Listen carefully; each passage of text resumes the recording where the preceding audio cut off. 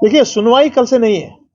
Basically ये मैं बता दूं, ये जो प्रिलिमिनरीज होती हैं लीगल, ये वो है कल। और इसमें देखा जाएगा कि ये सेटल डाउन करना है इनको। ये जो बहुत सी ये पिटिशंस हैं, इसमें पॉलिटिकल पार्टीज की 4 पिटिशंस है। एएनसी की है, सीपीएम की है, आपके जेकेपीएम की है और पीडीपी की है। उसके अलावा इंडिविजुअल पिटिशंस कुछ हैं। उसमें खामी पेशी, किसको क्या भरना है, और तो इसको सेटल डाउन किया जाएगा। कल कल कल ये मामला होगा और फिर उसके बाद कोर्ट डिसाइड करेगा कि कौन से दिन से इसकी शुरुआत हो। और कोर्ट को ये भी फिर डिसाइड करना है कि ये उसको चैम्बर में सुनेंगे या उसको ओपन कोर्ट में होगा। ये कल हमको 1:40 पर है और लीड पिटिशन हमारी है। हमको पता लग जाएगा। हमारी लीगल टीम्स पूरी तरह से वहाँ पे चौकस हैं। वो देखेंगे क्या मामला होगा। हमारा इतना ही मानना है, क्योंकि ये जो रिव्यू पिटिशंस हैं और जो फैसला आपका 11 दिसंबर 2023 को ऑनरेबल सुप्रीम कोर्ट ने दिया था, आपने देखा होगा कि हमारे जो बहुत ही दिग्गज यहाँ के लीगल एक्सपर्ट्स, कॉन्स्टिट्यूशनल एक्सपर्ट्स हैं, उन्होंने भी ये रिजर्वेशन दिखाई कि नहीं भैया, इसमें बहुत सी चीज़ें हैं, बहुत से मामलात हैं जो आंसर नहीं हुए हैं इस जजमेंट में। और हम भी यही कह रहे हैं कि भाई ये आपने जो इसमें बहुत से मेन मुद्दे इसके हैं। यूटी के बारे में मुद्दा है, 370 के बारे में मुद्दा है, गवर्नर्स के पावर्स के बारे में जो मामला है, उस चीज पर आपने खामोशी ज्यादा इख्तियार की है। सो सॉवरेनिटी का मामला है, इंटरनल एक्सटर्नल। सो ये these have remained unanswered. So hence this petition is there.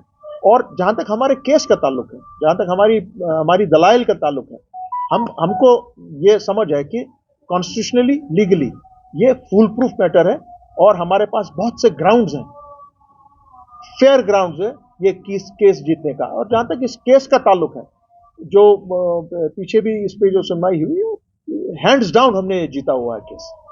अब उस पर ये इसलिए जिस तरीके की जजमेंट आई, वो जम्मू कश्मीर के लोगों ने उस जजमेंट को कबूल नहीं किया। ये उन लोगों का मानना, उनको कहिए आप खुद हट जाएंगे, मगर धारा 370 वही है।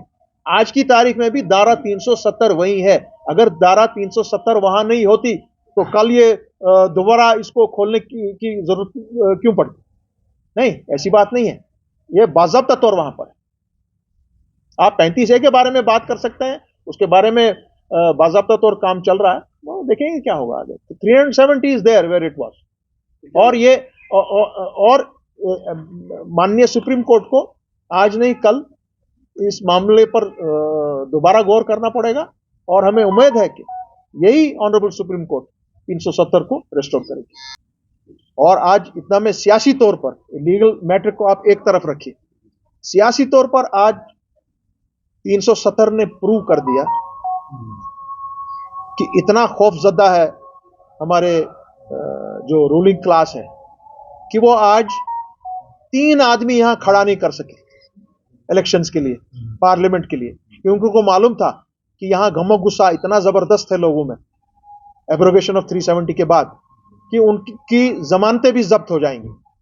ये मामला, और यहां के लोगों ने आपको बगैर वोट डाले हुए, बगैर उस पर बटन को दबाए हुए, उनने आपको बता दिया कि जो आपने फैसला 2019 5 अगस्त को किया है, वो फैसला यहां पर नामंजूर है।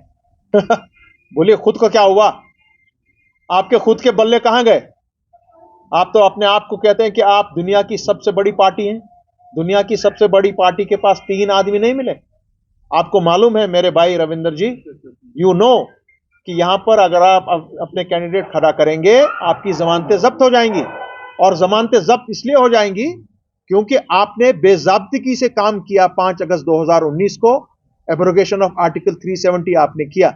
यहां के लोगों ने आपको दिखाया कि जब तक आप उस मामले को दुरुस्त नहीं करेंगे, आपको यहां से वोट नहीं पड़ेगा। अवामी अदालत सबसे बड़ी अदालत होती है। माननीय सुप्रीम कोर्ट को भी इस चीज को नोट करना चाहिए कि जम्मू कश्मीर से बीजेपी ने जो इकदाम उठाए 5 अगस्त 2019 के बाद, उन इकदामात को जम्मू कश्मीर के बाशिंदे रद्द करते हैं।